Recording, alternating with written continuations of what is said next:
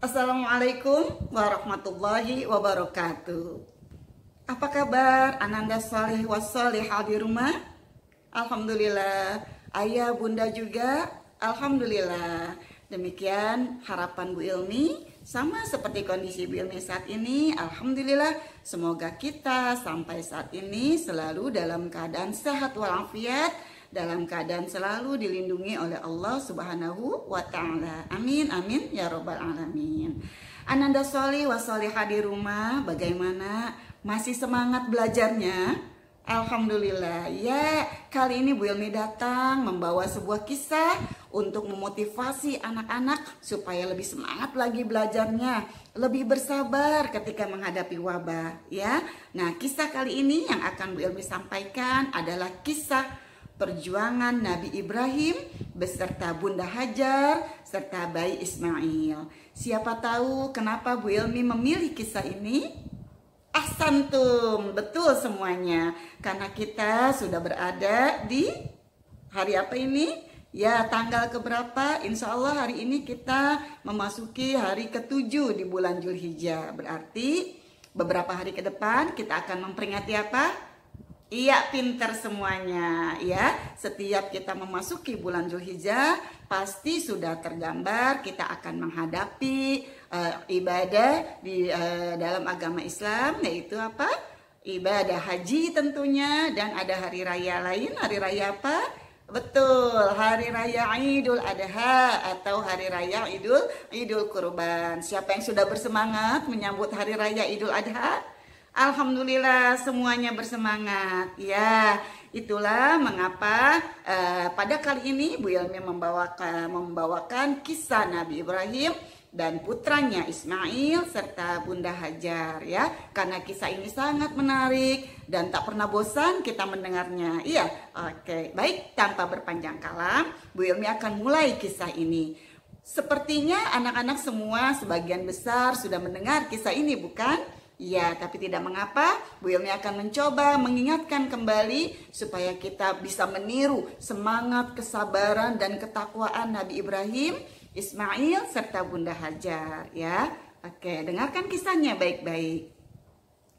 Kisah ini dimulai ketika Nabi Ibrahim alaihissalam mendapat perintah dari Allah untuk meninggalkan negeri Syam menuju Makkah. Nah, siapa tahu bagaimana kondisi Mekah pada saat itu?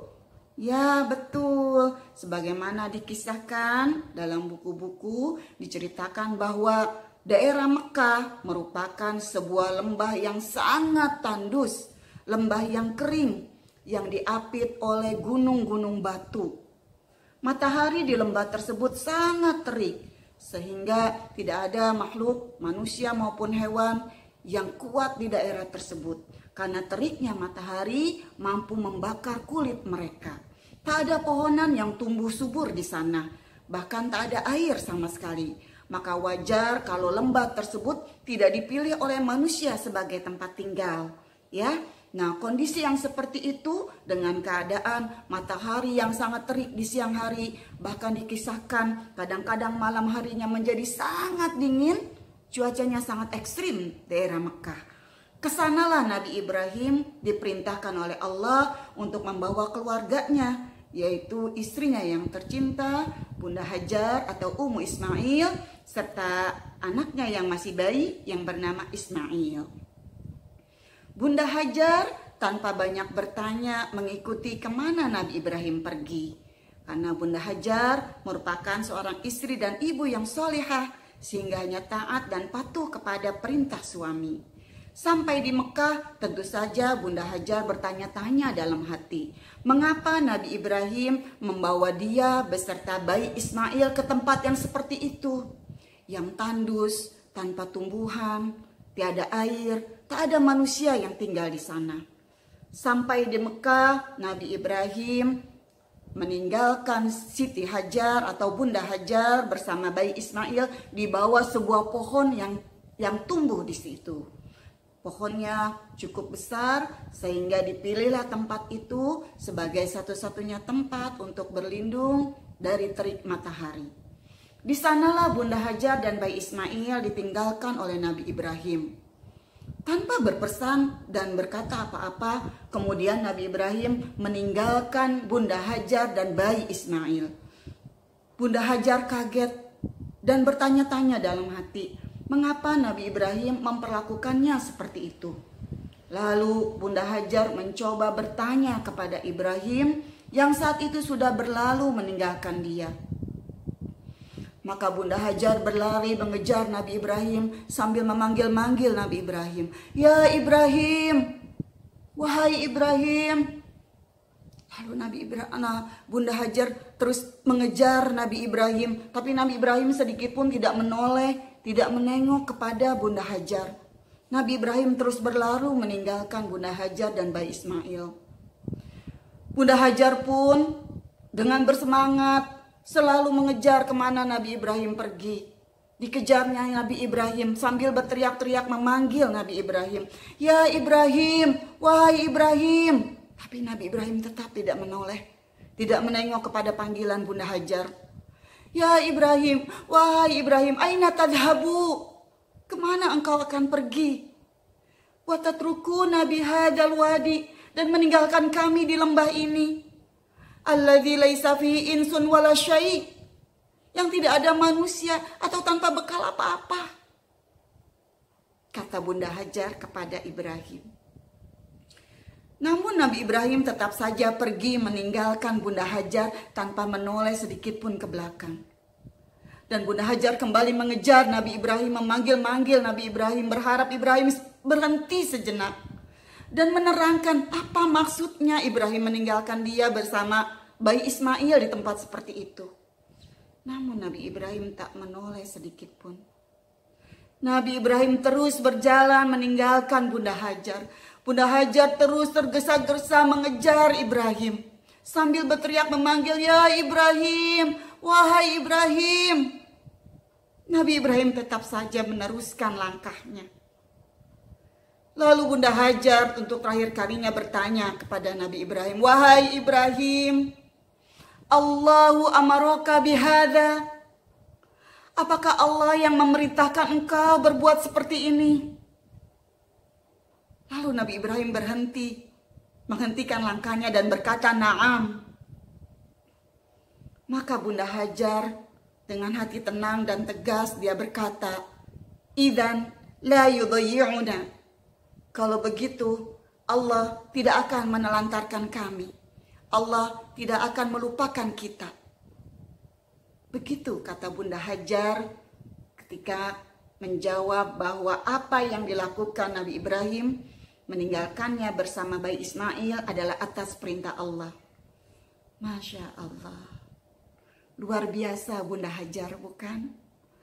Lalu Nabi Ibrahim pun pergi meninggalkan Bunda Hajar dan putranya yang masih kecil. Dan Bunda Hajar pun kembali ke bawah pohon yang tadi di sana ditinggalkan bayi Ismail seorang diri. Nabi Ibrahim pergi meninggalkan Bunda Hajar dan bayi Ismail. Sampai di punggung bukit yang dilaluinya, Nabi Ibrahim menoleh ke tempat di mana Bunda Hajar dan Ismail ditinggalkan. Tapi di tempat itu, Bunda Hajar dan bayi Ismail sudah tidak bisa lagi melihat Nabi Ibrahim. Maka Nabi Ibrahim menghadap Ka'bah, lalu ia berdoa kepada Allah. Rabbana inni askantu min dzurriyyati biwadin ghairi dzi zar'in inda baitikal muharram. Ma ma'naha? Ya Tuhan kami, sesungguhnya aku telah meninggalkan sebagian keturunanku di lembah ini tanpa ada pepohonan yang tumbuh di bumimu yang penuh kehormatan. Demikian doa Nabi Ibrahim. Ananda bisa dapati di dalam surat Ibrahim ayat 37. Lalu Nabi Ibrahim pergi meninggalkan Bunda Hajar dan bayi Ismail. Bunda Hajar dan bayi Ismail perbekalannya semakin menipis. Tak ada lagi makanan, tak ada lagi minuman. Dan Nabi Ismail yang masih kecil menangis kehausan. Bayangkan, di tempat yang sepi, sunyi, tak ada manusia yang dapat dimintai pertolongan. Bekal tak ada. Bunda Hajar dan bayi Ismail ditinggal di tempat seperti itu. Bunda Hajar menjadi gelisah ketika melihat bayi Ismail menangis kehausan, sementara perbekalan sudah habis. Lalu Bunda Hajar berlari menuju Bukit Sofa. Sampai di atas Bukit Sofa, Bunda Hajar melihat ke kiri dan ke kanan, mencoba mencari pertolongan dari manusia yang lewat. Namun tak ada manusia yang lewat di sana. Lalu Bunda Hajar berlari lagi menuju Bukit Marwah. Sampai atas Bukit Marwah, Bunda Hajar tak mendapati air atau makanan. Bahkan manusia pun tak ada yang dapat dimintai pertolongan. Maka Bunda Hajar kembali menuruni lagi, lalu menuju ke Bukit Sofa. Dari Bukit Sofa menuju kembali Bukit Marwah. Dikisahkan sampai 7 kali Bunda Hajar berlari-lari dengan cara mengangkat bajunya. Bunda Hajar berusaha keras mendapati bantuan agar bayi Ismail berhenti menangis karena kehausan. Namun apa yang terjadi, Ananda? Tak ada apa-apa di antaranya di sana. Tak ada apa-apa di antara dua bukit tersebut. Maka ketika Bunda Hajar kembali ke tempat Ismail ditinggalkan, di sana sudah ada air yang keluar dari dalam tanah. Masya Allah, Allah memberikan pertolongan melalui malaikatnya. Muncullah air dari dalam tanah yang sekarang kita kenal dengan air Zam-Zam. Maka Bunda Hajar menggali air, menggali tanah yang ada di sekitar air tersebut. Melubangi, membuat dalam seperti sumur dibentuk oleh Bunda Hajar. Masya Allah, jasa Bunda Hajar itu luar biasa. Sebab kata Nabi Muhammad, seandainya Bunda Hajar tidak membuat lekukan, tidak menggali air, tidak menggali tanah di sekeliling air tersebut, mungkin saja air Zam-Zam tersebut akan mengalir kemana-mana sehingga membentuk selokan. Luar biasa amal jariah Bunda Hajar, bukan? Sampai saat ini jutaan, bahkan mungkin miliaran dan triliunan manusia yang menikmati air Zam-Zam tersebut. Itulah pertolongan Allah di detik-detik terakhir usaha Bunda Hajar mencari air minum untuk bayi Ismail. Alhamdulillah Allah memberikan pertolongan berupa air Zam-Zam. Nah, Ananda sekalian, sejak munculnya air Zam-Zam lalu berubah diwujudkan menjadi sumur Zam-Zam, maka mulailah tempat itu dilirik oleh manusia. Maka dengan banyaknya burung-burung yang setiap hari berterbangan ke arah sumur tersebut, menarik perhatian kaum Jurhum untuk tinggal di tempat tersebut. Lalu mereka memberanikan diri mendatangi Siti Hajar dan bertanya apakah mereka boleh diizinkan untuk tinggal di sekitar sumur Zam-Zam. Maka Bunda Hajar dengan berbaik hati dia mempersilahkan kaum Jurhum itu untuk tinggal di sekitaran sumur Zam-Zam. Namun Bunda Hajar adalah seorang wanita yang cerdas. Dia membuat perjanjian kepada siapa saja manusia yang ingin menempati daerah yang ada sumur Zam-Zam tersebut. Bunda Hajar mengungkapkan bahwa tak ada seorang pun yang boleh mengakui sumur Zam-Zam tersebut sebagai milik pribadinya. Bahwa sumur Zam-Zam itu adalah milik Allah dan semua orang berhak menikmatinya. Tidak boleh ada yang mengakui itu sebagai harta pribadinya. Begitulah Bunda Hajar membuat perjanjian kepada manusia yang mau bermukim atau tinggal di daerah tersebut. Maka sejak saat itu daerah Mekah menjadi daerah yang ramai disinggahi orang. Sampai sekarang, Masya Allah. Nah, Ananda soleh wasolehah semua, tak lama kemudian selang beberapa tahun, kembalilah Nabi Ibrahim dari negeri Syam. Nabi Ibrahim kembali ingin berjumpa dengan istrinya Hajar dan anaknya yang bernama Ismail. Masya Allah, Ismail saat itu sudah besar. Dan Nabi Ibrahim sangat senang karena Ismail merupakan anak yang selama ini selalu didamba-dambakannya. Karena sebagaimana Ananda ketahui, Nabi Ibrahim adalah seorang nabi yang Allah takdirkan lama memiliki keturunan. Nah, setelah sekian lama berdoa, Nabi Ibrahim dikaruniai seorang putra yang bernama Ismail. Nah, ketika Nabi Ibrahim kembali dari negeri Syam, Ismail sudah besar. Dikisahkan ketika itu usianya sudah mencapai usia hulum atau usia sa'ya, yaitu usia di mana anak-anak sudah mampu bekerja, usia di mana orang tua bisa menikmati manfaat dari memiliki anak. Karena saat itu Ismail sudah bisa bekerja membantu Bunda Hajar, membantu Nabi Ibrahim. Maka sangat senang Nabi Ibrahim melihat putranya tumbuh. Usia saya sekitar usia 7 tahun ke atas, seperti usia Ananda kelas 1, kelas 2 ya. Itu dikatakan usia saya. Ketika itu Nabi Ibrahim bermimpi. Maka dipanggillah putranya yang bernama Ismail dan disampaikan apa mimpinya. Dikatakan kepada Ismail, "Wahai anakku, sesungguhnya aku melihat aku menyembelihmu. Di dalam mimpiku aku melihat seperti itu. Bagaimana pendapatmu?" Nabi Ibrahim memberanikan diri menceritakan mimpinya kepada Ismail. Lalu tanpa disangka Ismail yang soleh menjawab mimpi ayahnya dengan ucapan yang sangat luar biasa. "Ya abati, if'al ma tu'mar." Wahai ayahku, lakukanlah apa yang kau lihat dalam mimpimu. Satajiduni insyaallah minas sabirin. Insya Allah engkau akan mendapatiku sebagai seorang yang sabar.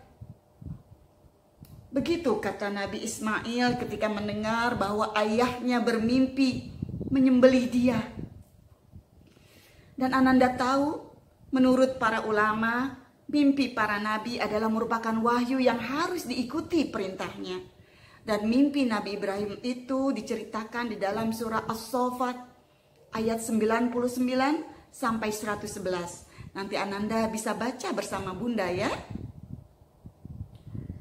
Lalu Nabi Ibrahim melaksanakan perintah Allah dengan menyembelih Nabi Ismail. Berangkatlah berdua Nabi Ibrahim dengan Ismail dengan membawa pisau atau golok yang sudah diasah tajam. Nabi Ibrahim pergi membawa Ismail dengan bermaksud ingin menjalankan perintah Allah. Keduanya dikenal sebagai orang yang sangat soleh. Nabi Ismail pun berusaha untuk bersabar menjalankan perintah dari Allah. Nabi Ismail ingin berbakti kepada ayahnya, ingin berbakti kepada kedua orang tuanya dengan mendukung apa yang telah Allah perintahkan kepada ayahnya. Sesampainya di suatu tempat, maka dibaringkanlah Nabi Ismail di atas pelipisnya dengan posisi miring. Nabi Ibrahim sudah bersiap ingin menyembelih Ismail. Golok atau pisau yang sudah diasah tajam tersebut sudah diletakkan di leher Ismail. Ketika ingin menyembelih Ismail, Nabi Ibrahim menatap wajah anaknya untuk yang terakhir kalinya.